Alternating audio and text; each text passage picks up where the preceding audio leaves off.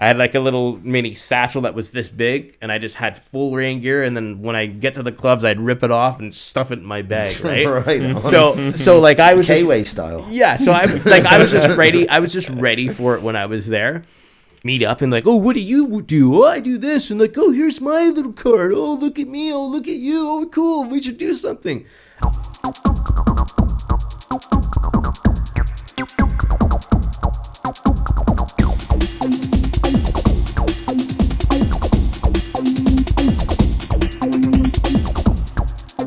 And here we go, another episode of the Music Matters podcast. And today I'd love to welcome to the show Kardano. Thanks for coming on board, buddy. Hello. Hi, guys. Thanks for coming on board, bro. Yes. It's a pleasure to be here. Yeah. Well, my first question I'm going to start off with, tell us a bit about yourself, where you grew up, how your life was growing up, and how you got into music. Well, I grew up in North Vancouver, born in Vancouver, St. Paul's Hospital, the heart of Vancouver. I basically got into music, I'd say around 8 or so. Started playing guitar around 13. Was introduced through the greatest hits of Jimi Hendrix in my dad's hot rod truck, a 1954 Chevrolet. And I remember going over the Second Arrows Bridge and the tape popping in the deck. Most people might not know what a tape is that are watching, possibly. No. I'm sure you guys do. Yeah. I just remember popping in that tape, and I think it was Purple Haze that came on, and I told my dad I wanted a guitar, and little did I know, I ended up having a guitar a couple months later from my uncle that had made one, who's a musician himself, and made the guitar for me. And wow.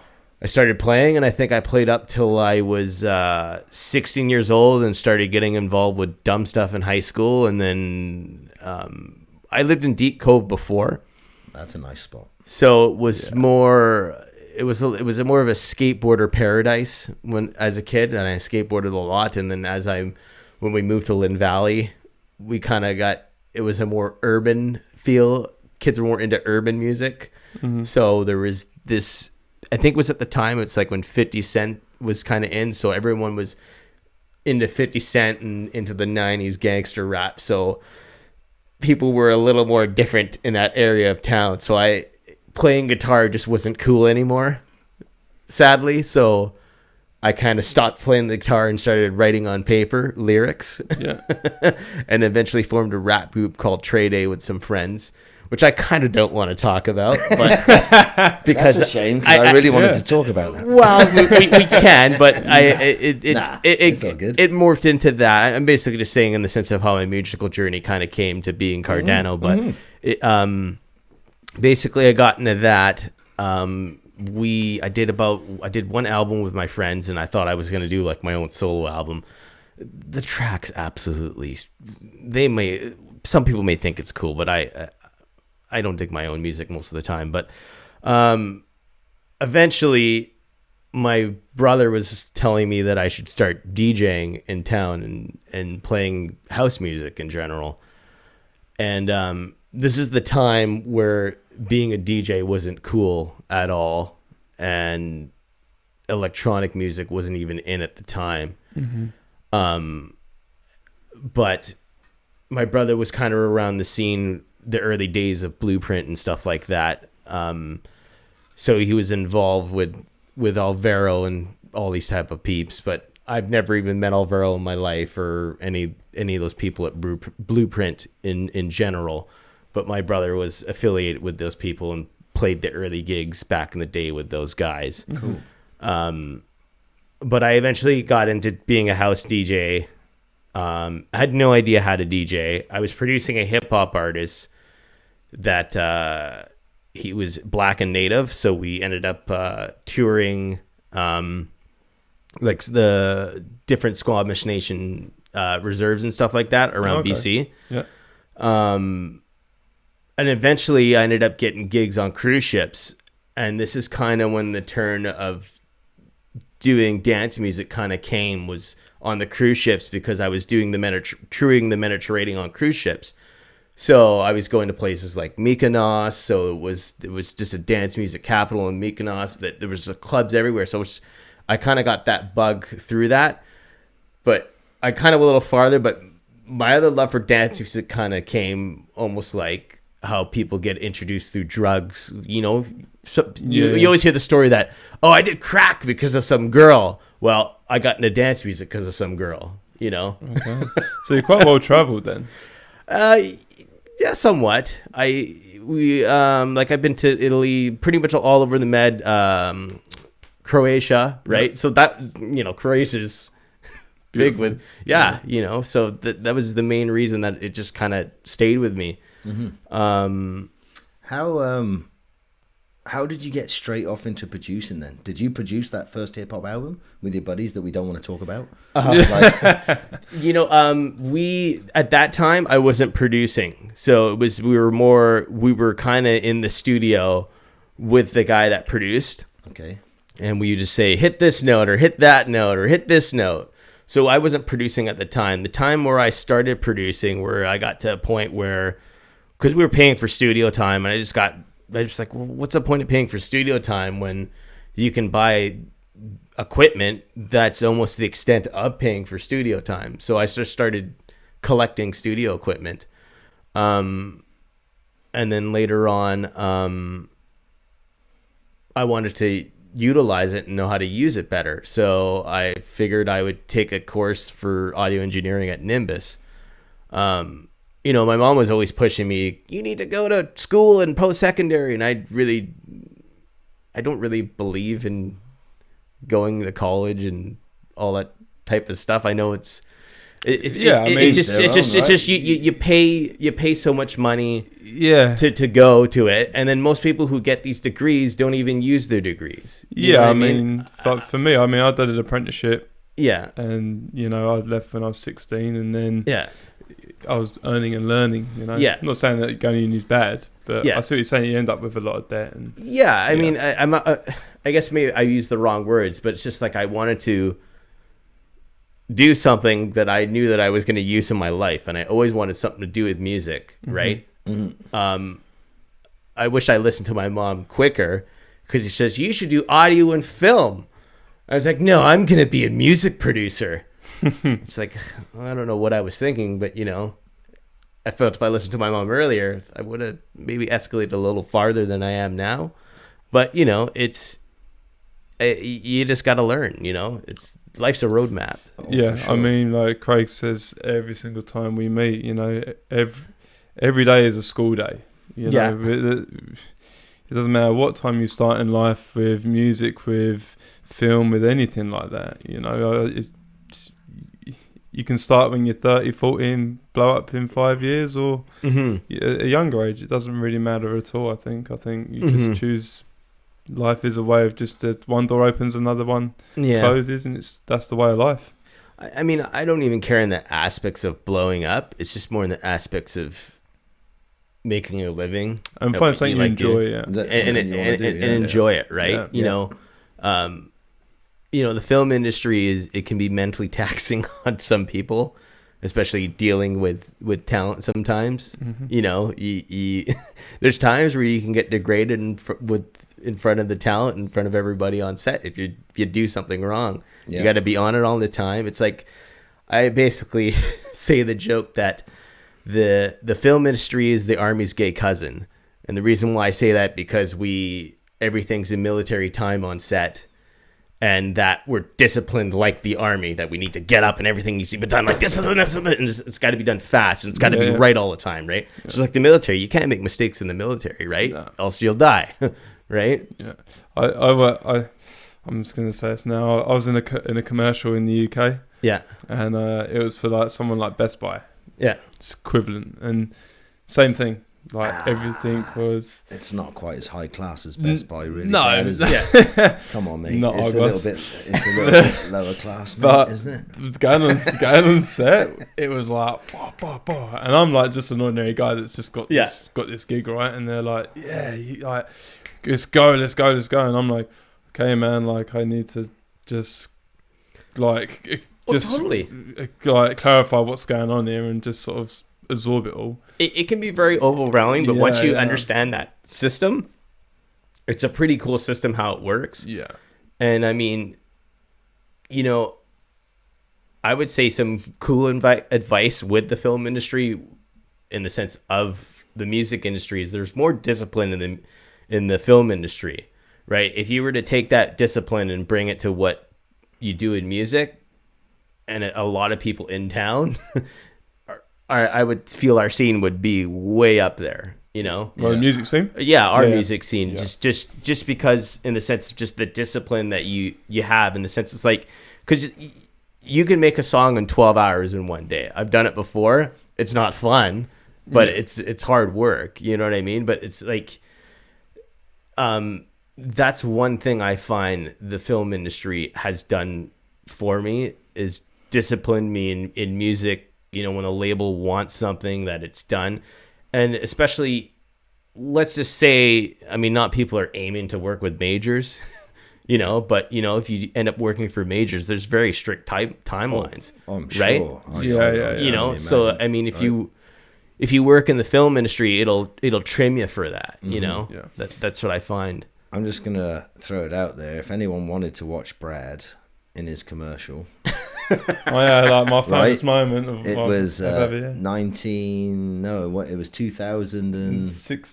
2016 Argos Christmas commercial, and he's the green Yeti, just right? like So anyone can YouTube it, right? Argos 2016 Christmas commercial. Yeah, Aussie Yeti. Yeah, thanks. I've got loads of free shit, so whatever. That's awesome. It's a good video. So, going into electronic music, what was like your first introduction to, like, obviously, I know you said you got into DJing some pubs and clubs to get into the DJ scene, but how did you really get into the Vancouver electronic, like, house music scene? There's so many degrees to it. I feel like I might go all over the place with this, as I do with all questions. I mean, that's just what it is. Yeah. I mean, so I taught myself how to mix records on the cruise ships. Yeah. So I had no idea how to mix records. And when I was touring with that rapper, I had no idea how to mix records. Yeah. So I owned my craft improved over cruise ships, and I basically there was a Monday night in town that was put on by Hollywood Promotions, and the DJ playing there was Johnny Omega, which I'm still good friends with right now, and I would like to say he's kind of a Vancouver DJ legend, I would say. You know, he's been around for quite a while. You know, but he hooks a lot of people up with gigs. Oh, I hope he doesn't kill me for this if he ever sees this. But I mean, that's kind of how it is with that kind of part of that scene in Van. It's like some of those DJs kind of hook their buddies up, you know. It's just, for sure. It's how it is, right? You know what I mean? So I didn't really know him well, but I knew him as a kid because I used to have a fake ID, and I'd actually go in nightclubs and he'd be playing there, right? So I think it was through my brother's friend. Someone told me, hey, there's this night that's looking for DJs and they're not paying, but it's a gig you can play, right? So I really wanted to play nightclubs because I'd never done it before. So I fast forward, I did that for about a good 3 years with Republic, and then they gave me like a Saturday night residency that was eventually paid. Well, the Saturday night was paid. The Monday was kind of paid off and on throughout the years, but it was not good pay.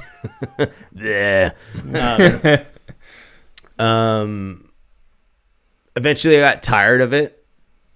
You know, I'll play a club now if it's for the right place, but it seems now when I do gigs, I get a decent price. But eventually I started playing lounges because they were paying more. And it's just like, what's the point of playing nightclubs if they're not paying as much? So I moved on to that. And then eventually, you know, I was producing and all that other stuff. And I was under a name called Gigliani. And I got more like Johnny Omega knew Stonebridge and stuff like that. Like Stonebridge had come to town every now and again. Is Stonebridge an event or Stonebridge is a DJ, who did a mix of Robin S. Show Me Love. Oh really? Yeah, the original like the crazy 90s one. I have it on vinyl. Yeah. Fucking classic. So I got to remix a song off his label, which is a really interesting song. It was called Home by these guys. I forgot the group's name, but I don't even think you can even find it on Beatport probably anymore, because like, you know how Beatport kind of will eliminate things from the label or something like that. Oh really? I don't know. I don't know much about Beatport and stuff. Really, but yeah. I mean, I'm sure if you really look for it hard, you could probably find it, but it was something that just kind of got went buried. It was nothing cool. Yeah. It was a weird remix, but that was kind of like my first glimpse of that, getting into the scene. And then eventually I didn't really know how to get in. I wanted to get in more and more deeper into it. And I didn't know how to get in contact with labels. Like, oh yeah, the internet exists. Start Googling labels, right? So I went from just Googling labels, even different peers and, DJs, like, there was different guys in town that were signed to labels. And I figured, oh, if this person's signed to this label, oh, their music's similar to my music, I'm going to contact this label. So I got in contact with this label called Black Bug Records, which they're Kiko right now. Kiko? Is it Kiko? I think. Oh, God. Joel West is on. Joel West, yeah. He's on that label, I think. Yeah, he runs Groundwork, right? Yeah, he runs Groundwork. But the guy who owns Kiko had an imprint label called Black Bug Recordings, I think. And he signed a song that I had called Snoop that was a Drop It Like It's Hot with Pharrell and Snoop Dogg. And I basically... Banger. I pitched the vocals down super deep and put this crazy bass line. So it was basically when G House was cool. That record had got signed, and then out of nowhere, Nicole Mudaba had played it at a BPM festival. Really? Yes. She is like my... Yeah. Oh, she's wicked. That was like something like 2 years ago, or maybe 3. I can't remember, but that was kind of like my first little dab of someone big playing my music. Yeah.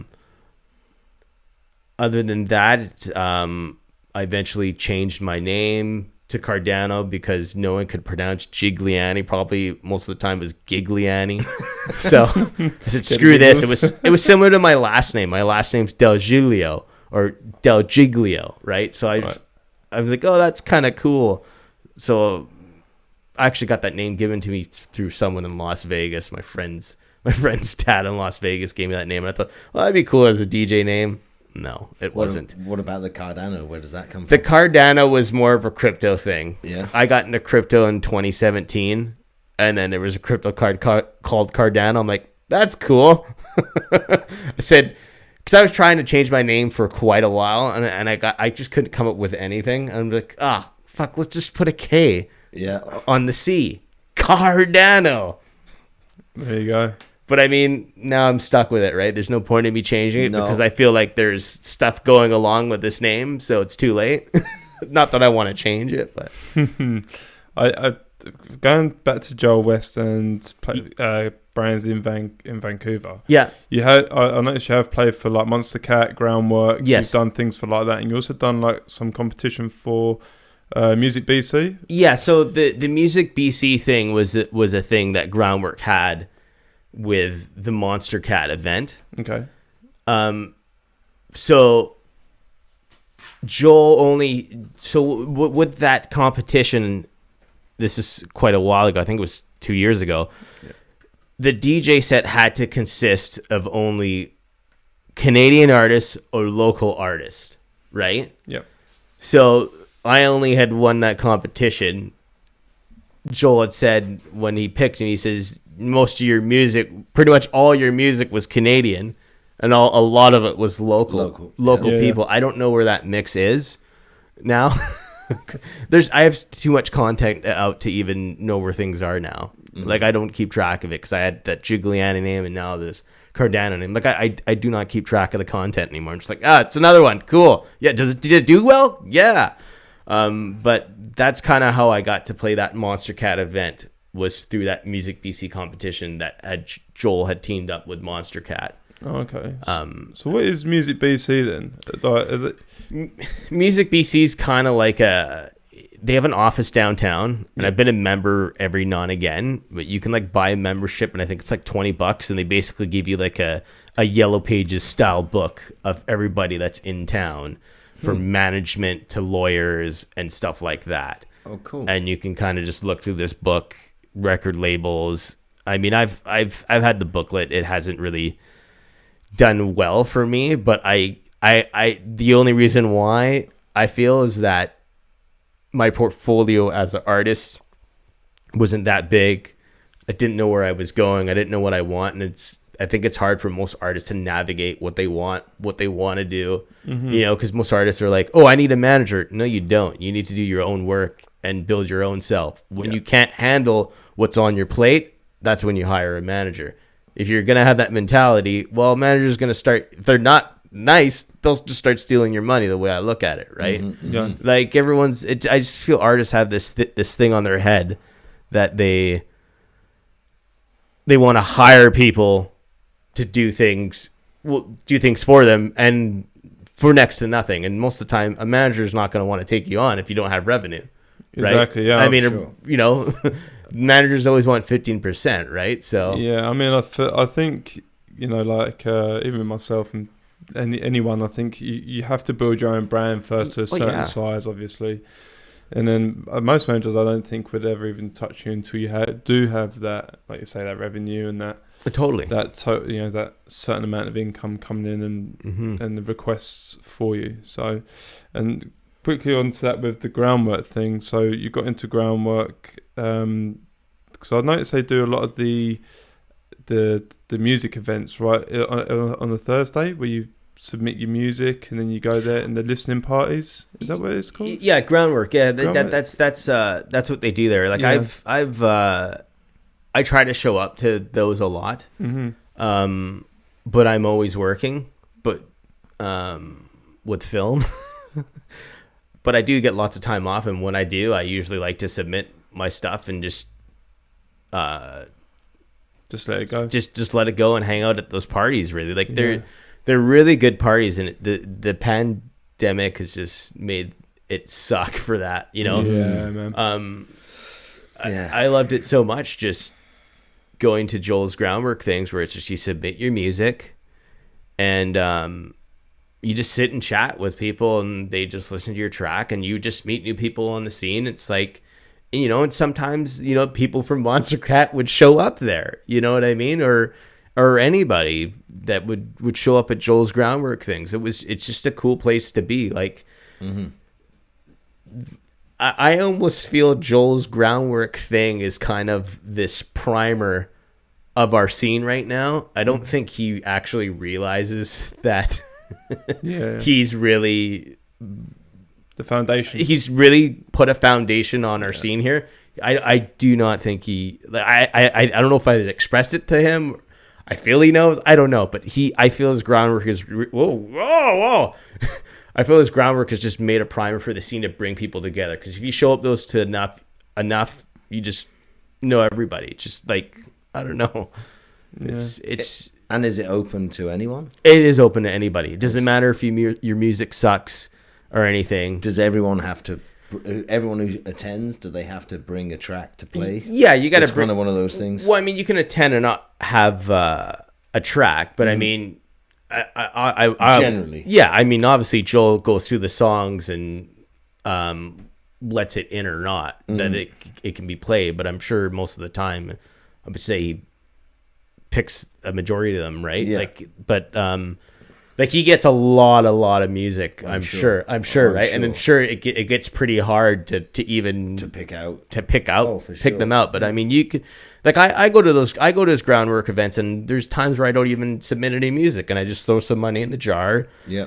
And I just hang out and say hi to everybody. Yeah. Yeah. It's just it's great. It's just collaborating with people's probably the best thing you can do as an artist. Where do they actually hold the events? At the was it Anza Club. Anza Club. Never even heard. It's like, is it the Mount Pleasant area or something like that? Yeah, around Mount Pleasant, I guess. Mm-hmm. But yeah, Anza Club's just kind of like this place in Mount Pleasant. Okay. Because I guess my directions aren't very nice. I mean, I can Google it, but because me and Craig, we went to we used to go to a thing called Loop Sessions, didn't we? We went there once, didn't we? Was Yeah. it once? Yeah. Yeah. And that was the thing. Have you ever heard of Loop Sessions? no, I haven't. Loop Sessions is a group of people go there. It started off quite small. It's massive. It's quite huge now. But you go there and then you they sample like a vinyl. Yep. Could be a really, really old track, and you have to resample that and put your own twist on it. You get 2 hours or 3 hours. Oh I God, think it's like 2 hours. 2 hours. It's 2 or 3 hours. that's a good way to sharpen your producer chops. Yeah. I- So yeah. the guest will pick the vinyl. Yeah. Or and normally it's a piece of vinyl. Yeah. And if you can download it YouTube wise, then you can download it and do your samples straight away from whatever you've got with you in the coffee shop. And if not, they've got a turntable up there and you can go and plug in your bit of hardware, and whoever gets there first gets to sample first. Yep. Right? So, if you turn up last, you're sampling like an hour behind the first guy. So now you've got less time to get your little track. It's a good concept. Yeah, because some It's guys a real good concept. Because some guys like to go last and try and have that competition or try and challenge themselves, don't they? Like, I'll fucking make a track in an hour. It was like I said, it was a really cool concept. Hey? Yeah, I really enjoyed it. And then again, that's another good thing for Vancouver as well. But it wasn't sampling like old house tracks or anything like that. It was like old Marvin Gaye stuff. Yeah, on it. obscure, that's cool. weird. And it was just- That's cool. Fucking Yeah. sick, mate. Yeah, Yeah, it'd Yeah. be like 70s Hawaiian track Disco. or some Oh, you fucking can totally weird make shit. cool house tracks. It's dope. fucking Oh, yeah, there's man. guys doing Yeah. all sorts of stuff, right? Yeah. There's- Guys bring Eurorack shit Yeah, in yeah, and yeah. fucking. I took some hardware Jesus, and you- Craig. Oh, Yeah, I just took like the Volkers, didn't I? The little Korg Volkers, and yeah, you just sample it and then do your thing, and then you play it in front of everyone. Yeah. So you can pretty much use as little or as much as you want off that one Yeah, bit of vinyl and just make anything, right? wow. I've never. I did a little sample based producing, but it's just not for me. And you know what's funny? Actually, one of my records that's got signed to Play Records was I don't know if you guys listen to my record "Get Your Body Moving." It was actually a James Brown sample of "Pass the Peas," right? mm-hmm. And what happened was Play Records was like, "Yeah, we'll take the record, but you have to replay it." I'm like, "What do you mean?" Like, we'll sign it, but in order to do with the rights, like we can't get a hold of freaking James Brown's writers and blah blah blah blah blah to even put this record out. So you need to replay it. I said, "You're kidding me?" They're like, "Yeah, we'll sign it though." So I did the footwork and I went on Fiverr and started looking for a saxophone player. So I had the saxophone player basically replay layers and harmonies. I said I had the sample. I basically gave them all the information. Blah blah blah. I did this record. Can you replay this? And they basically did that. So it was very tedious and annoying because believe it or not, some of my records are done that way with musicians on Fiverr and me basically directing them how to do it and telling them to play certain harmonies, and it's just a pain in the ass, but it works. And then I ended up hiring a guitar player to do another section of it. And then I played the rest with the bass and the drums, right? Cool. But I mean, sampling records just aren't really a thing for me. I just don't get as much satisfaction in doing them. But I love playing people's sampled records because I don't know, I just feel I can't do a cool job with sampling records, and that was kind of the coolest job I did with that sampled record. But it's funny because again, sampling is kind of the base of it all from when I first got into electronic. You know what I mean? Yeah. Like it's the sample was I can remember we've talked about this before on a show, Brad. My first little Casio keyboard. Yeah. I think it was Paul like, Hardcastle? no, well, that's what I did on it. Yes. That's what I used to do on it, is when Paul Hardcastle had first done 19. Yeah. Right? And I had this little fucking, I bugged my parents and I got it for Christmas. And I think it like did a 6-second sample, right? Or a 4-second sample. You could push the button, right? And speak into it. So you could just go 19. Yeah. 19. Fucking fascinated me. And I was obsessed. Oh, it's fun though. This is unreal, man. Like, fuck, you can like just push a button and it records your voice, and now you can like push keys and it adjust changes. the octave, yeah. I think there's a satisfaction of pushing buttons with equipment, anyways. Oh, you know, for sure. Oh, I'm definitely a hardware guy for sure, man. Yeah. I mean, I'm sadly kind of pushed away from it, but like I have hardware stuff at home. Like, I don't know if you guys seen my studio. It's full of analog compressors and EQ, and over the years I've kind of using it less because I want to get stuff done faster. Did you start with hardware though? Did you start fully with hardware, or do you start with a bit of both? I started with software because by the time I was buying studio equipment, I think they've already moved on to being fully digital in that sense. Yeah. Mm-hmm. So like I was more just buying soft synths, and when I went to Nimbus, I was discovering more analog stuff, like, oh, these cool compressors and blah blah blah, and that's when I kind of got that bug for buying analog gear. Yeah. And believe it or not, I don't use a lot of those things in my racks anymore. And mostly everything's kind of plug in and ready to go. Yeah. Because I have like an SSL summing, which is basically a VCA of the big consoles that every record's done on in the world, basically, right? So it's just I have kind of that sound of an SSL in my home, but on a little box, right? And I just have my channels 1 and 2 with an analog EQ to kind of control low end and make it tight. And then I have another insert that has EQ on it, and I just throw all my tracks into 8 channels, and then I sum it back into 1, so I can have more sound pressure level and punch things through the speakers. Yeah. Right? And then how about software? Like, did you start with the software you're still using? What was the first software you kind of got going with? I was always using Pro Tools, sadly. Not Fruit Loops? No. But I'm just saying in the sense it's just like most guys that produce dance music are either Ableton or Logic, right? I only know of like one producer that's in dance music that uses Pro Tools, and that's MK, right? Yeah, MK, I use Reason. Yeah. But like I know that he mixes his records in Pro Tools, and I've seen him screw around in Pro Tools, and I know they also use this Logic, right? Like I've seen that. But I mean, I had my time with Reason, and I had my time with Logic, and I just didn't enjoy it, and I think it's because I knew the hotkeys so much in Pro Tools, and then I just knew the DAW, even though it has its hiccups like a freaking classic car. Yeah. You know, it's like you got to kick it, and it works. Yeah. And again, not in that sense, but you know what I mean. Yeah, There's little software bullshit you got to deal with. And again, what you're used to, what you started with. Yeah. So, yeah, you pretty much started with Pro Tools and stuck with it all the way. Played around with some other stuff, but...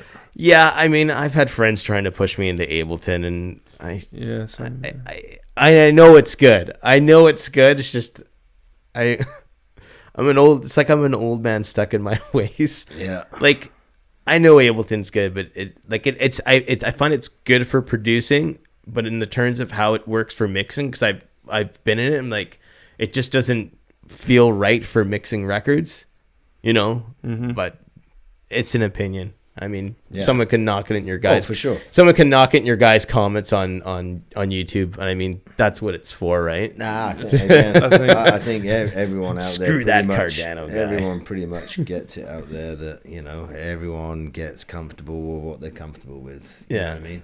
It's the same thing. Like, let's go, if we're talking about hardware, when you're out DJing, You know, what Yeah. did you start with? Did you start with CDJs? Have you ever used vinyl? Have Yeah. you ever kind of, you know what I mean? Like, again, because that's the same thing. Yeah. You might be more comfortable with this mixer, or you might Yeah. be more comfortable Totally. with this model of CDJ.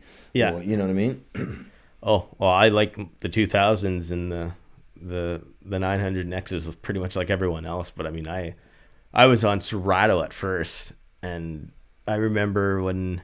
Like on a controller? No, on a laptop, and Yeah. I remember when I was playing with Omega, he used to kick me when I'd look at my computer screen. Oh, yeah. He's like, "What are you doing?" And he just like, "Stop fucking looking at it," right? So I stopped doing that, and eventually I just moved to CDJs because I just kept looking at the screen. And believe it or not, I had a gig with my cousin a couple weeks ago, and we were asking the organizer, "Oh, you got CDJs?" "Oh no, it's on a computer controller."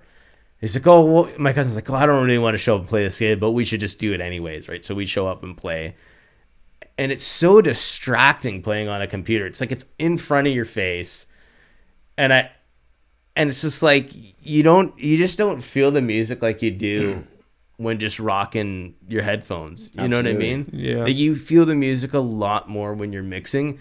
And just the imperfections in the sense when you're linking your kick drums together, you know, no one does it slam on time, but everyone does it that it works. Yeah. You know what I mean? And everyone has their own ear, and everyone has their own For sure. fit to it. You know what I mean? Yeah. You know what I mean? Oh, for sure. It's because I mean the CDJs do the work for you. You know, especially when it's in quantized mode. You know, you play, it's basically bang on. You got to move it a little bit, but I mean, it does the work for you. Yeah. It's not like vinyl where it's just like you had to know your record and blah blah blah. And I mean, I have vinyl at home and I've screwed around with it, but I do it the cheat way where it's like I look at the mixer and the mixer will read the tempo and then link it. You know what I mean?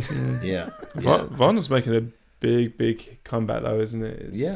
You know, Craig read and I read that in the UK now the vinyl records have gone up. Is it 90%? Something really for sale? crazy.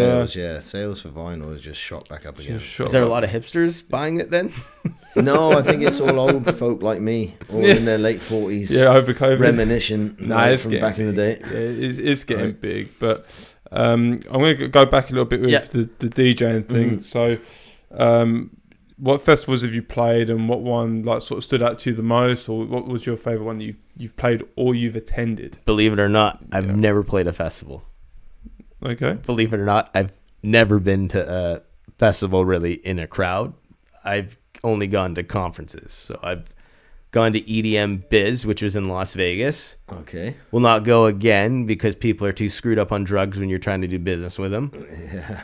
I like ADE because people, you know, because ADE is kind of like it is its festival in its own ways because there's big shows on the Saturdays and huge warehouses. So it has that festival feel, but it's not quite. But it's just like when you go to ADE, you arrive there on a Wednesday, you leave on a Sunday, right? Yep. When you're there from Wednesday to Friday, people are in business mode that they're wanting to meet you.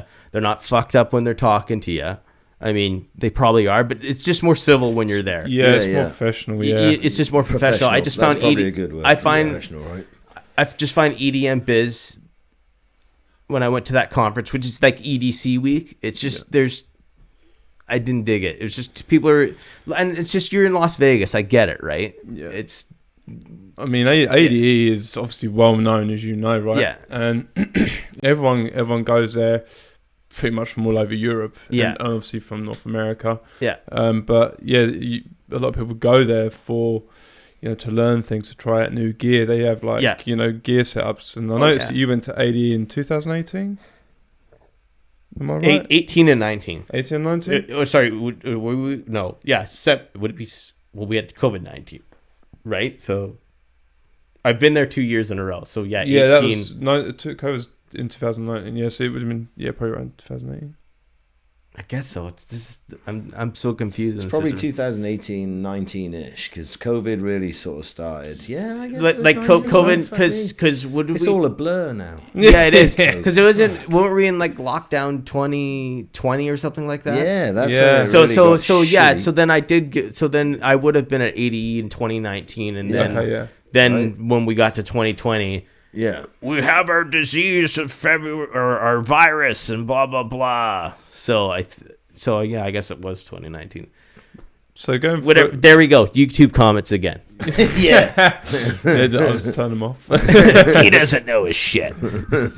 So at ADE then, obviously talking about the difference between it, the Las Vegas one and ADE. Yeah. What did you learn from them, and what did you take from it, like that would benefit you for producing music? Like what things did you learn from the ADE? If that makes sense. Or did you teach people? Or stuff did you? No. I wouldn't even like to say that I'm a teacher, really, but I do like to try to give people advice. But I don't think it'd be the best advice. But YouTube comments again. Yeah, exactly. YouTube comments again. What I've learned from like ADE, I think the best thing. I mean, I'll kind of answer your question in my own way. The best thing, I guess, when you go to ADE is that if you have something prepared, like a little, that you have a catalog at least. Mm-hmm. Like when I went there in 2018, I guess, yep. Whatever, YouTube comments. Before COVID. Yeah, YouTube comments. Yeah. I only had one song out, and I had about 8 demos, right? And I'll give more advice when you go to ADE, use a bike. Do not use taxis, because you can get anywhere on a bike within 5 to 10 minutes.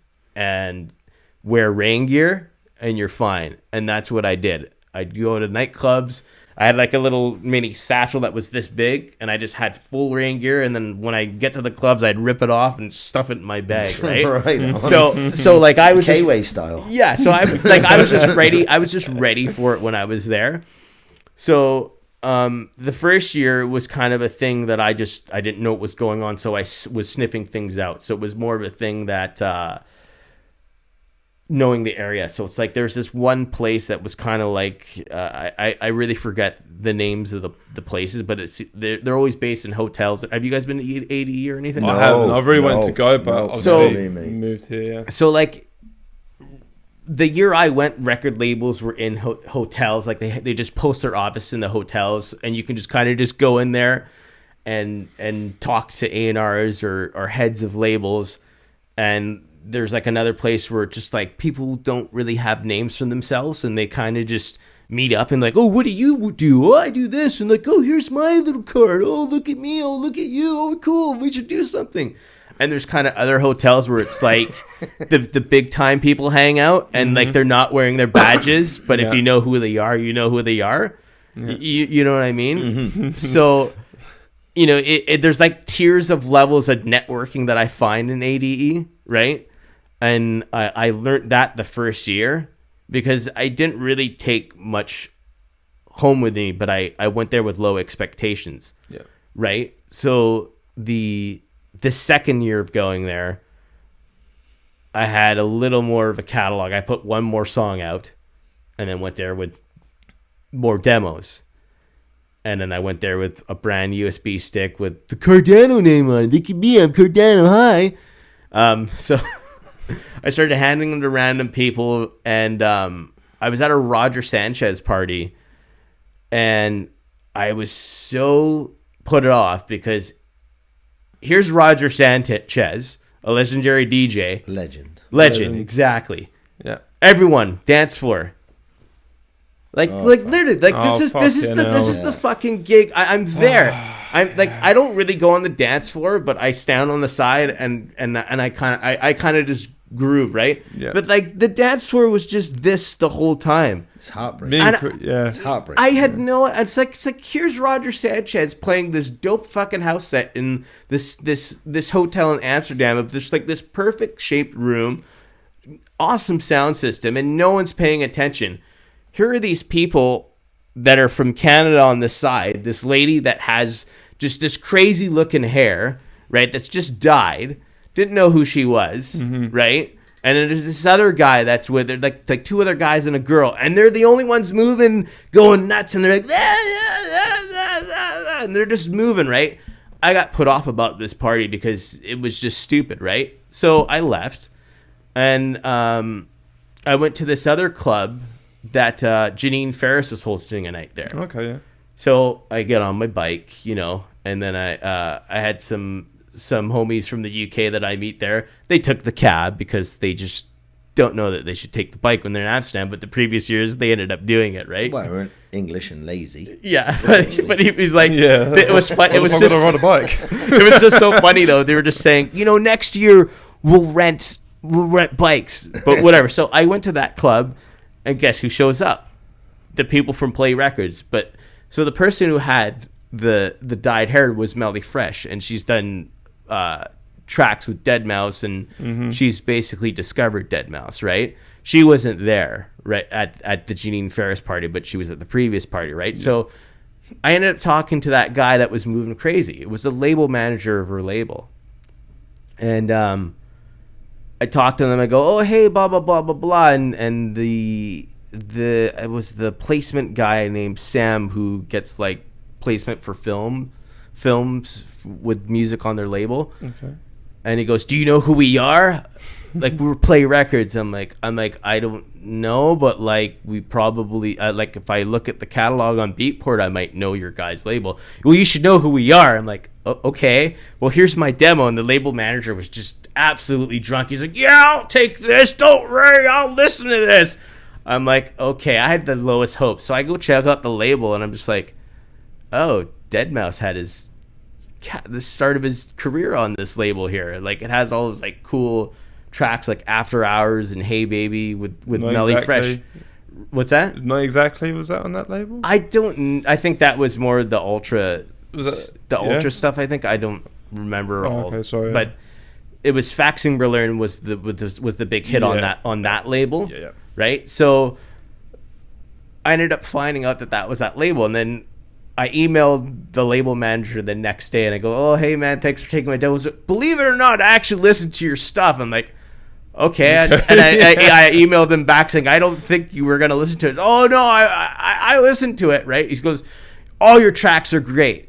When I get back to Toronto, the head of the label will either say no or yes to any of these tracks, but these tracks are all great.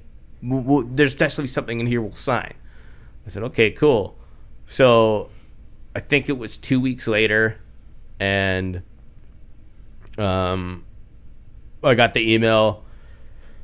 Or no, not even. It was like a week later, and then I had to basically go back to work on film on set, and then the contract was sent to me, and it was fucking 12 pages. It almost took me a month to, like, I hired a lawyer. It almost took me a month to negotiate the contract with them. Right. Like, it's an agreement. It's just like every other label. Yeah. That you sign with on Beatport that has, a couple of pages. Like most labels are like 2 pages. This was like 12, and I think it's because of the stuff they had with Deadmau5 years ago. Who knows, right? But it was just tons of stuff. So it's like my lawyer eliminated different things, and contracts are contracts, right? It's just good you read them. As long as you got a lawyer, you just need to know how you're getting screwed, and then so you can get lubricated and get ready for it. you know what I mean? Yeah. But it took a week, and then we got to agreements and stuff, and that was it. And then before you know it, a couple months down the road, it's like I had 6 releases signed with them the previous year, and then I ended up getting a phone call, and then this lady on the phone, hi, it's me, Melly Fresh. I'm like, huh? I'm like, I never thought I'd get a call from the head of the label. She goes, yes, blah, blah, blah. And then this is the pandemic, right? Because like Melly travels just crazy because obviously she's a vocalist. This was all from ADE? Yeah, this is like later on down the road, right? Yeah. But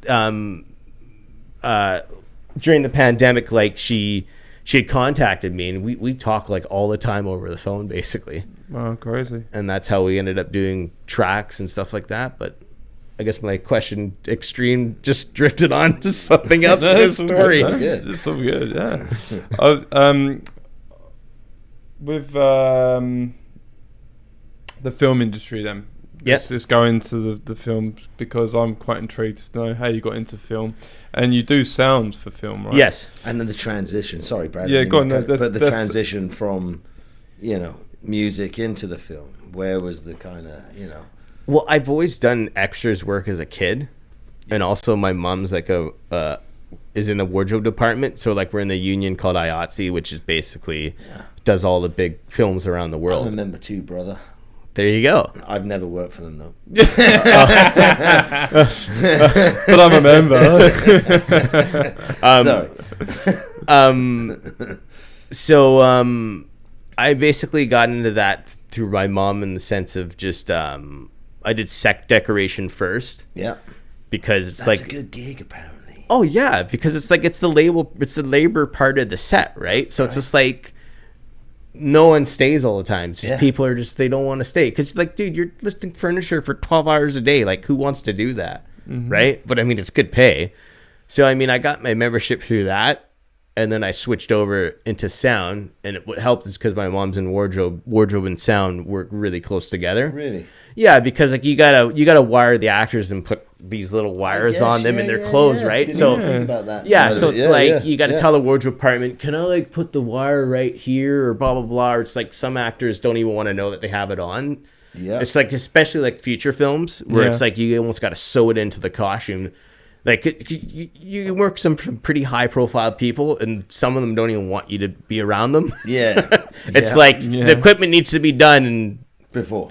Don't even talk to me. Like, I'm not trying to put a bad taste in people's mouth, but some people are very, very, very nice. Eye contact on set is kind of like a forbidden thing. Well, you can't do that. Yeah, eye line. So like if someone's acting, right, it's like you can't be in their eye line. It's kind of hard in our department because we're holding a stick and we're like this, so it kind of gets let go with them. Yeah, with actors when we're doing it, because it's like we can't do our job then because we need to look. Versus the camera, they're looking at the actor too. But I mean, I got into the film business. I guess has always kind of been a family business thing in our family. Like my sister's a script supervisor. Oh wow, really? I mean, I'm in it, and my mom's in it, and my wife is basically works with my mom doing costumes. So. Yeah, and again, around Vancouver, it's been a pretty thriving industry for quite some years now. Yeah, I guess it's our oil industry. I guess. Yeah. I guess so. Yeah. You know. So, what films have you worked on then? Can you tell us, or what future projects you are doing with the film? I did Altered Carbon season 2. Oh, okay. That was fun. That was with Anthony Mackie. That was a really cool experience working with him. Multiple hallmarks, which I will not talk about. My missus loves them films. Everyone loves those. Yeah. They're not fun to work on, but they pay the bills. In the sense of right now, I'm just doing a Netflix show, and I won't talk about that one, but just for reasons, because it's not done, right? So and that's kind of what I'm doing right now. But I mean, Vancouver is mainly a TV city, so the features don't come here that much.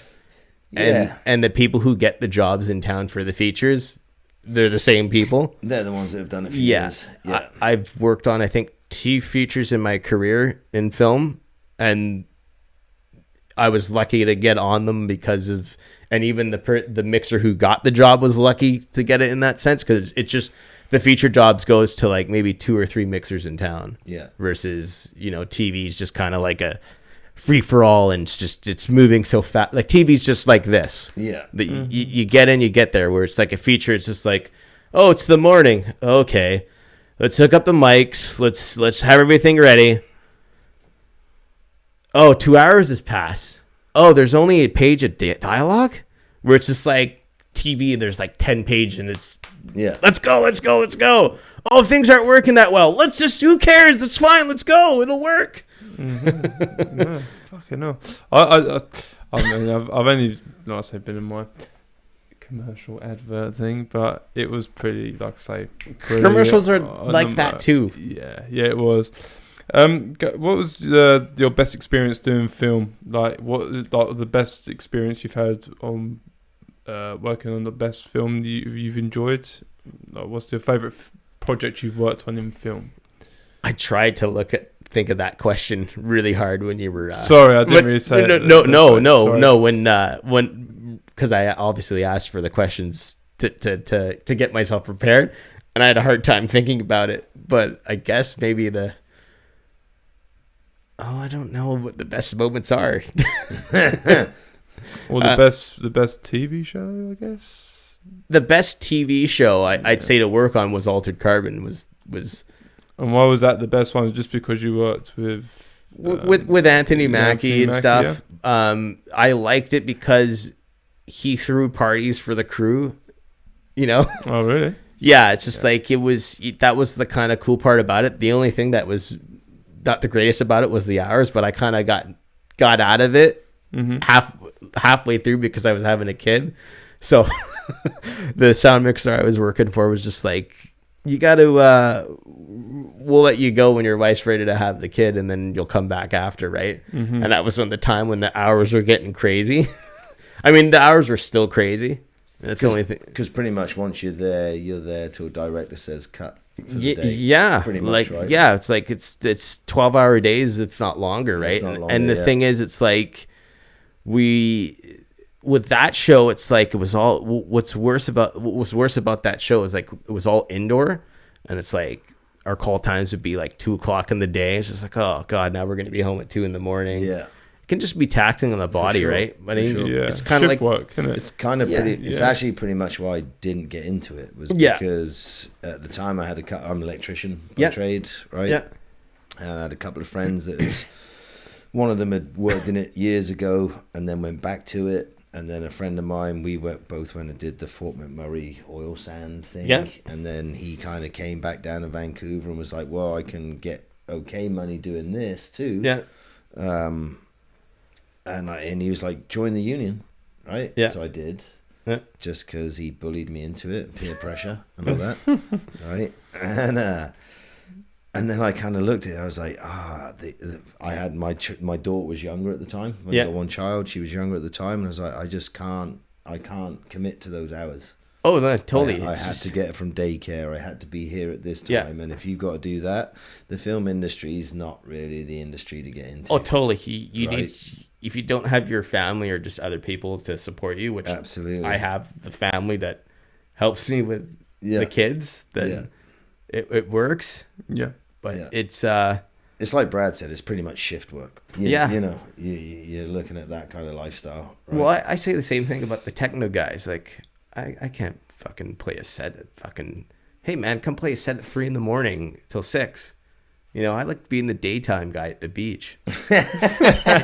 You know what I mean? I think we're like that as well, yeah. You know, I'm getting older. I want to be the kind of like... the warm-up guy? I'll be the 1 o'clock, 2 o'clock kind of guy. Yeah. 2 o'clock, you know, that's about me right there. Yeah. I'm good, man. I mean, even that's the latest I've ever played is like coming to a place at 1 o'clock, but like... I'm not saying I won't do it. No, but I'd be setting my alarm and waking up. I wouldn't be that's staying what up to go and play. You know? I've done it for Egg nightclub in London, and I had a set at 8 a.m. Yeah, and I was like, I'll just sleep a normal night and then have my breakfast and then toodle up to London. I've done it to go to a nightclub party. Again, we've talked about this one. Ibiza in a space in Ibiza where Carl Cox, Sasha, and all the boys used to play. The original one. It used to open at 8 o'clock on Sunday mornings. Right. Oh, that's great. Yeah. Yeah. And you would party outside on the terrace. It was fantastic. Underneath some old army camouflage netting, right? On this terrace. It was one of the most magical experiences.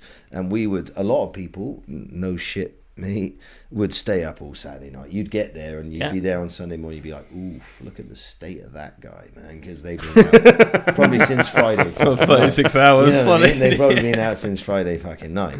We wouldn't. We'd go out early Saturday, have a bit of food, few beers, go home, sleep, and then set the alarm, get up Sunday morning, and go and hit it hard, right? But it was fun. See, I mean, I do that when I produce records in the sense it's like I'll be in my studio and it's like, oh shit, it's almost daytime. Like, I just... I don't know. I mean, I'm not saying I won't say no to those gigs. Yeah. But it's just like, I don't even know how Joel does it. Like, it just any of those guys at Gorgamish, I just don't know how they do it. I think if you get into that, if it becomes your routine, I could see myself being able to do it because I'm a kind of my body clock can adjust to things. I think if that became my routine, Yeah. right, and my norm, Yeah. I think I'd be able to do it. I mean, I know I even would as too. an old fogey that I am, I think I might be able to pull it off for the right motivation and reasons, though. Right, for a good club with a good sound system. I think Gorgamish definitely. Yeah, if Gorgamish said to me right now, you want to play an all vinyl set at fucking 5 a.m, oh, yeah, I'd be there for sure. That's one of it. Like, I've hung out at that club a lot because whenever I go to that club, I mean, it's been so long ago because of the pandemic and all stuff. Yeah. But I mean, when I went there, it's just like I never really got to sit and listen to the music because it's like I went there with my friends, and my friends are just kind of, they just want to get drunk and just move all over the place. Versus when I go to clubs, I go to clubs a lot kind of by myself, and I just kind of stand in one spot and listen to music. Yeah. And it's just like, I feel like I'm just that weird guy that's there, and then random people will just come up and talk to me, but I'm just that weird guy that's just in the corner that has some water in his hand or something like that. Mate. I'll still be that weird guy that stood right at the front trying to watch the DJ. Yeah, still like, oh, what are you doing right there, man? Are you actually? Really? Are you twiddling that knob? Is it actually doing it? Oh, yeah, it is. Right. Well, it's funny. It's funny that you say that because it's like a lot of people nowadays just seem to do that. Yeah. It's just like, why your knob's not doing anything? I can see right now that did fuck all. Yeah. I'm listening to the mix, and what you just did, the bit I love. I said it to someone earlier on a little WhatsApp chat. When they flick their hands up, when they yeah. They'll twist it, and there's that little. Like they're not doing anything.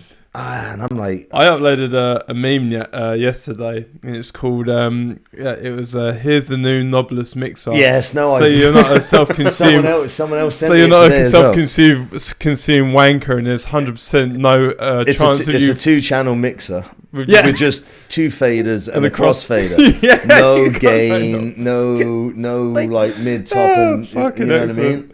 I've never understood that. Like it's like you touch the stuff when you're mixing your record and you're doing your little effects tricks, but it's like when you're a DJ, you know that they're not doing it. Like it's just like I'm pretty much like I'll tweak my high and my mid. Yeah, exactly. Bit in the mix at the beginning. Yeah, I know I'm always going to start the one I'm bringing in. The bass is going to be lower. Yeah, exactly. Yeah. That's a given. No, exactly. Right? And the one that's playing, the bass is going to be up a bit, and then I'm going to bring it in. I'm going to feather it up a bit. I'm going to find the sweet spot, and then I'm going to drop that bass a little bit, and I'm going to bring that bass up a little bit, and I'm going to go up, and then I've got my fader up, and I'm like, ooh, I might touch the gain a little bit. Exactly. And then once I've gone into that one, maybe I'll tweak the mid and the top a little bit. It sounds just exactly to make it like sound me. nice on the sound system. Then you're like, boom, there I am.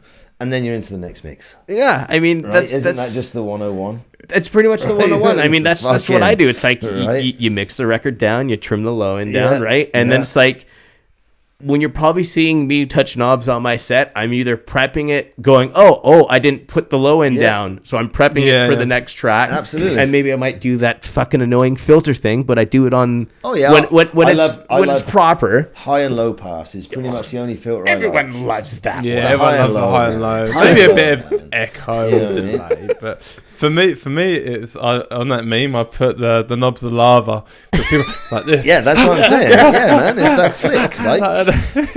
And I'm just like, wait, and I'm just like, yeah, whatever. And some of the girls, and no offense to girl DJs at all, because they don't all do it, but there's some that when they do it, they'll tweak the hip and flick the hair. Oh, I've never seen that one. I think that's more of a commercial kind of DJ. Like Paris Hilton. It's like that. Oh, no.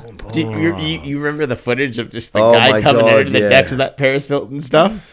Where they had it filming above her, and literally she was doing nothing. And the guy leant in and was just like twiddling the game and stuff. I wonder how much that guy was getting paid. Not as much as her, probably. She was getting fucking shit ton of money. You think that guy just was? It's like you're my hired knob twister. You're the DJ. Yeah, Right? You're the actual DJ. And she's got her hands on her head. She's going. You're my knob twister. Twist that for me. Okay. Do you need anything else under here? Again, this is no offense to lady DJs at Obviously all, because there's some amazing. Like say Nicole Mudaba and Nina Kravitz and Sivs. There you go. Sivs, Right yeah, there. Sivs Yeah. is fucking talented as well. Pretty.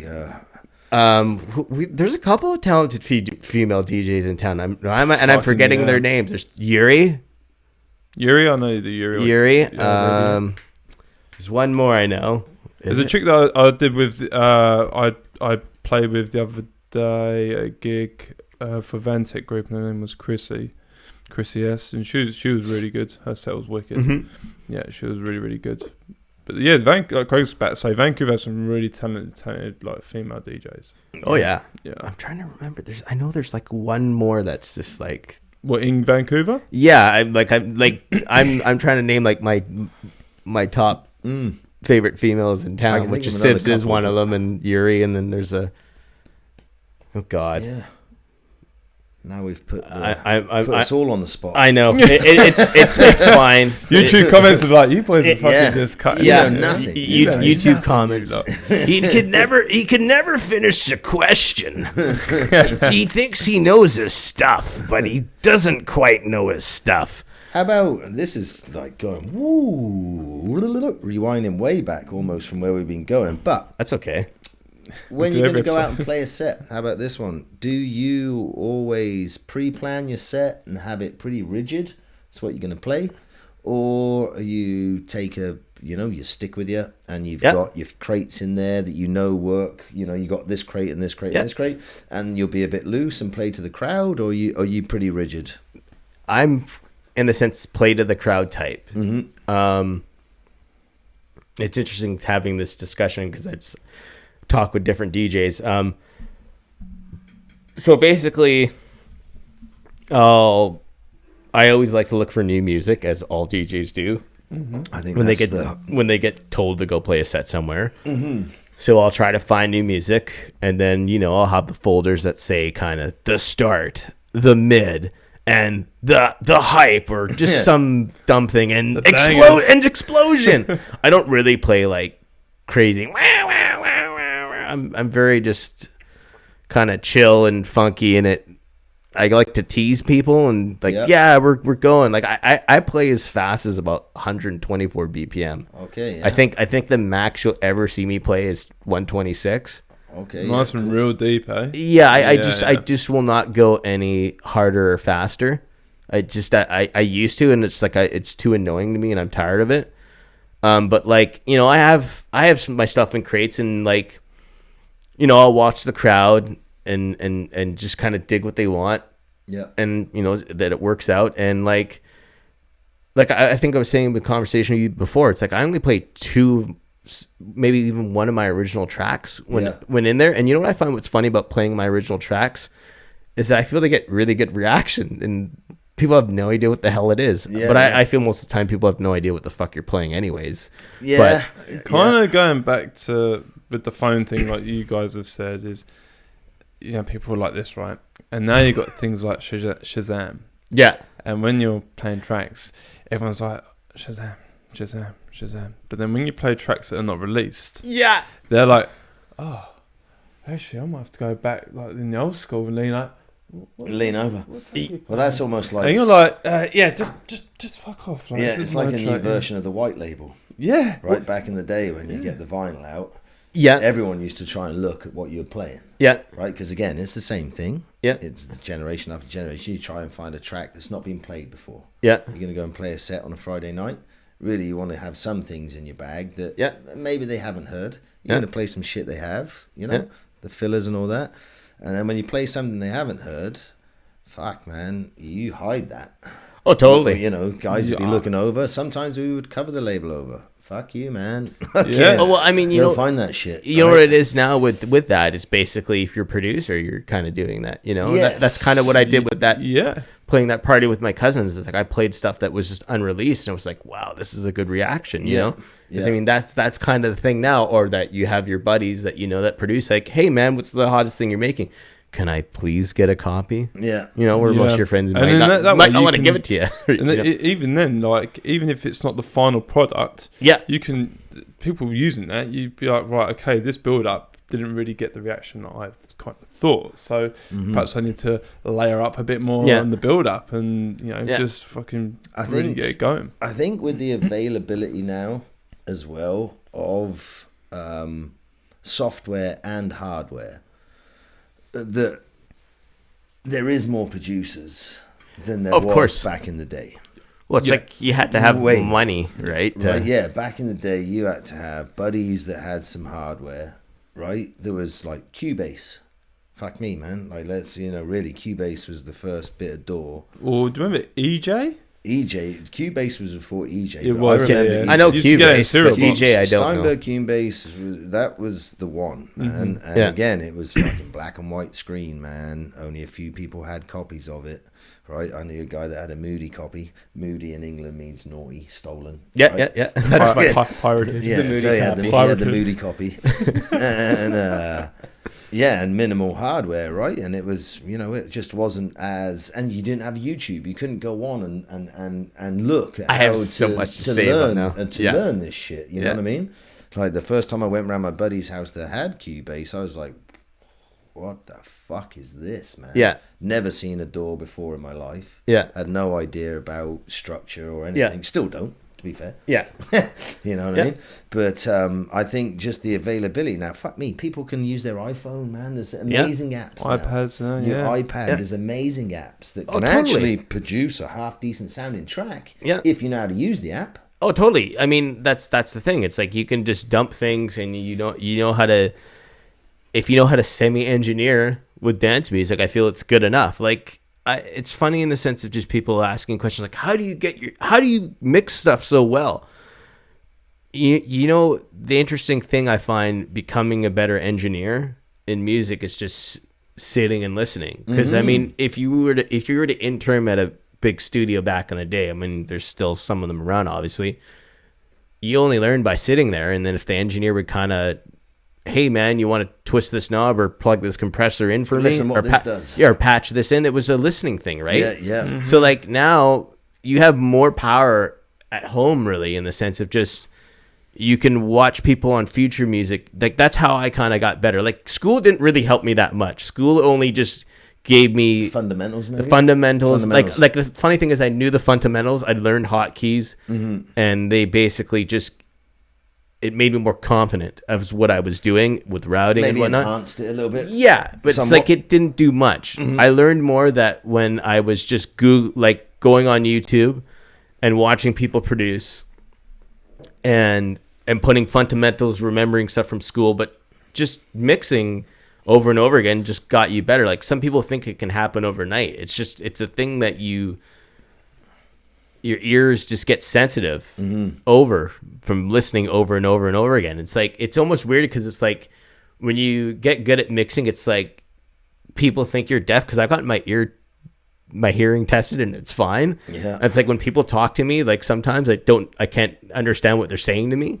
When it's like I can to different frequencies, maybe, or whatever. Yeah, it's just weird. It's Yeah, like when mouths move, or it's like when people are like it's just your hearing kind of changes when you get in tune with mixing music. Yeah, totally agree. Maybe I am losing my hearing, but who knows? I got to admit, some of my favorite tracks, like I like house.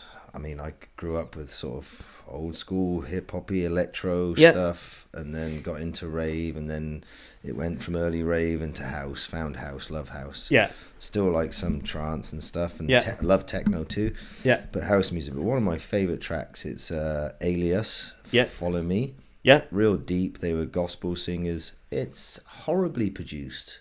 If you actually listen to it. Yeah, the sound, The sound quality, the mixing and the engineering, but it's fucking, that's house music. Well, House music comes from being made in a house.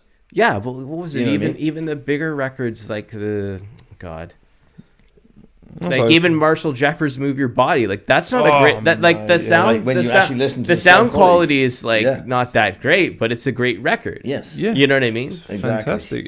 Right. When you like when I make music now, and when I listen to the music back then, this is just doubling on what you said, but it doesn't sound that much is into it. Yeah, It's like you don't think it could put things there and there, but then they didn't have the technology as what we have now. As well, now I think you listen to tracks, there's so much in them now, and there's so much dynamic depth to the tracks. But then Move Body, like Marshall Jefferson, fucking still a banger. We said about with Energy Flash, Joey Beltram. with Joey Beltram, it's the same even sort of track, isn't it? "Strings of Life," Derek May, right? Oh yeah, Derek It's May. like Sick, just classic, like and even timeless bits of music. yeah, like you even can now always it's like those records are being remade by other people, and it's like they sound cool. Like even I think that Ultra put out of "Move Your Body," it's like the exact same piano playing and everything. It's just better quality sounding, right? Yeah. So many of the old tracks I hear little bits being used here and there in new stuff, and which always happens. I mean, even the stuff that was new back then was samples from old stuff from back then, and Exactly, whatever. It's just the evolution, and again, that's electronic music, which is what I fucking love about it. Absolutely, right. But yeah, I think again, just going back to that raw early days, I kind of I like that sound. Yeah, I like, again, I just the last few days I've been back on the turntables again, doing little mixes at home, and I'm playing tracks that are back from early 90s, and I'm listening to it, and I'm playing some mixes that I didn't used to play, and I'm like, fuck, that could stand its ground right now in a nightclub. Yeah. Half the people that would be in there wouldn't know that it was old. Yeah. Because they wouldn't have heard it. Yeah, no, totally. And they would have no idea that it was from the 90s. They'd probably think, what the fuck is this, man? Yeah. Right? Like, literally, like, I'm like, well, that's fucking stood the test of time. I'd done it. I played a gig probably 2 weeks ago. Yeah. And I played Joey Beltram Energy Flash, and the chick that come up after me, her name's Sophia, she was like, what track's this? I said, you may not know, but this track is older than me. Yeah. She's like, what? I was like, this track is 32 years old. Yeah. I was like, really? I'm like, yeah, this is it's 1990, was it? It's 92, I think. 92? I think I it's said, 92. this track is like 30 years old, and it is still timeless music that fucking just bang. Don't get me wrong, it was like 123 original BPM. Yeah. I racked up to like 134. Yeah. But still fucking rocked it, man. It was like, just the and vocals again, and everything. I think that's like any music genre. If it's a good track, it will stand the test of time. Yeah. You know what I mean? Yeah, and I think that's what I was saying in the sense of when I was running my label, my downfall was just being, it's not good enough sound quality. So for anybody who's starting their own label, sign music that is good. Yes, good. You know, the track doesn't need to be the best. It doesn't. It just needs to be a good fucking track. Yeah, if it's a good track, exactly, it will stand the test of time. Exactly, no matter what, right? So it's like, if you're ever running your own label, don't be an audio snob like me. That's a good bit of advice. The thing I also like as well is, like maybe me included, and other people that I've spoken to that do produce music, they're very, I need it to sound like this. I need this. And I watch deadmau5 on how he makes his music. Yeah, like his studio is amazing. He's got the Dolby Atmos. He's one of two guys I think the on world the planet that has this. Was it $500,000 to put in? I think it's almost close to it's almost close to $1 million that he's probably the work that's in that studio. I mean, that apparently I heard the floors were hired and this and that off the ground, so it keeps the bass frequency because it's built on an upper floor or something like that. Yeah, and there's room within a room. And there's like one guy in the UK that makes it's called Analog Solutions, that makes purely just analog synths and machines built to your spec. Oh, God. This guy built it for deadmau5, and then I think he's been Bristol. I think this guy is. I think it is Bristol. Yeah, I think he is, and he built it for deadmau5. I think it was worth a lot of money, over $100,000. Yeah, but deadmau5, I want this, and I want this sound, and he built it. But going to watch deadmau5, I've watched like deadmau5 and his producing. He's like, I don't even know what I'm making. I just go bang, bang, bang, and then that's my sound, and then I put a kick to it, and then I fucking just do what I do. You know what? I can't imagine how much time it takes to have things hooked and routed in that studio of his. Yeah. Like, you have all these modular synths. Not only that, he has a console, which is even more time to do stuff, and then you print down the mix was even more like, I find it's like that was the other thing I find what's annoying. What I find annoying with analog gear when you're working with artists and label, is that it's time consuming because you have to print everything. So like I had a thing with one of my songs that I did with Play Records that a singer didn't like one piece of a vocal. Yeah. And everything was mixed and mastered.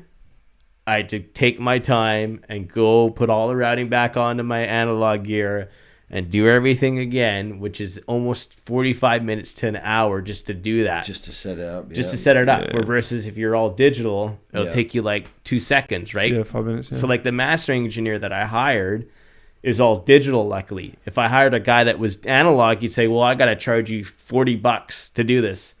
The mastering engineer that I had, he's just like, oh, dude, it's fine. Don't worry about it. You're a returning customer, and it only takes me a second. I'm all digital. Like he uses he has like one piece of a converter that he goes through, right? So to have a better sounding quality of a track, but it's like, doesn't matter, right? But I just can't imagine how much time it is. But I mean, Deadmau5 puts all his stuff out on his own label, right? So he has no one saying, hey, you got to redo this or you got to do it this way. Yeah, right, so it's like it's done, and there's no turning back, right? Yeah. I would think, because if I had that much gear, I wouldn't want, or it's a time restriction thing, right? For sure. I just wouldn't want to be hindered into that, right?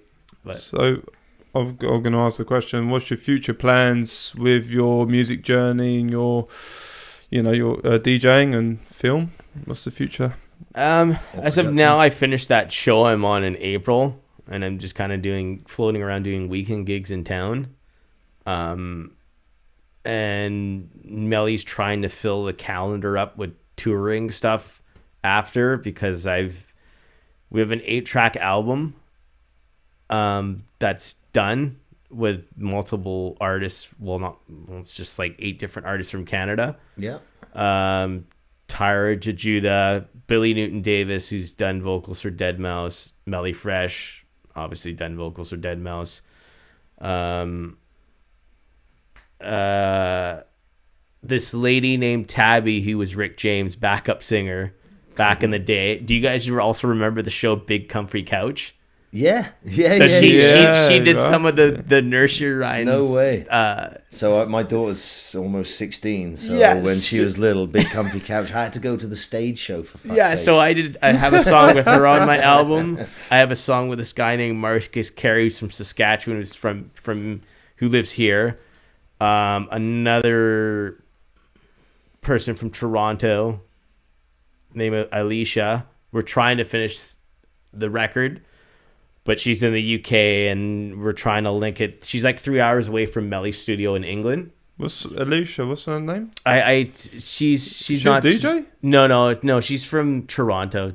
Not really a known singer. Oh, okay. She's done stuff with some DJs that have like notable names. Like I can't remember. There's so many people out there. Who else? I think I have a track with another local guy goes by the name of Core. I don't know if he goes by his actual stage name, because he's given me so many different names. But the record's called Kardano Does Canada, which is going to be an album. Kardano Does Canada. Yeah. Right on. Melly actually kind of talked me into doing it, and I said the deal was, if you bring me the singers, I'll do the album, because I didn't want to do it. Yeah. Because I feel like the industry is not really an album-driven thing anymore. It's a singles-driven industry. 100%. Pretty much, I would say so. And I feel like especially because of Beatport and whatever, people just buying singles, man. Like, albums is more of a symbol of, like, your...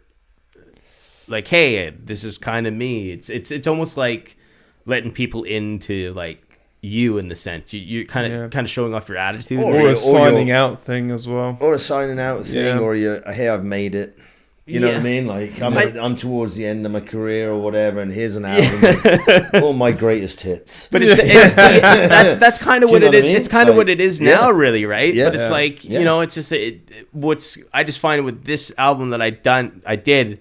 It's all it's just all with vocalists, so it's like a vocal house album, right? Oh, I love vocal house. You know, and what was crazy about doing this record is that a lot of it was done on Zoom through a studio in Toronto, and then they'd send me the stuff back of the vocals, and I'd edit So stuff. you would just chat, and I say, send back samples, or not samples, but I hated it though. Yeah, really. I hate doing stuff over the internet. I like the I like the old way. Yeah, the real way. Yeah, being in front of people like we are now, pre-COVID way.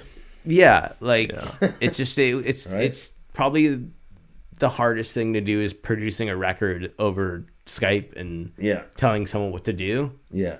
A vocalist going and really bonding properly. Yeah, because I mean the whole studio is bonding. It's like you get a lot more across through body language and sometimes seeing the singer mannerisms, everything. Yeah. It's like even telling the singer as simple as like when they're singing, like, can you move your body when you're singing that and actually feel it? Because I don't believe what you're saying to me. Because like to me, singing's like acting.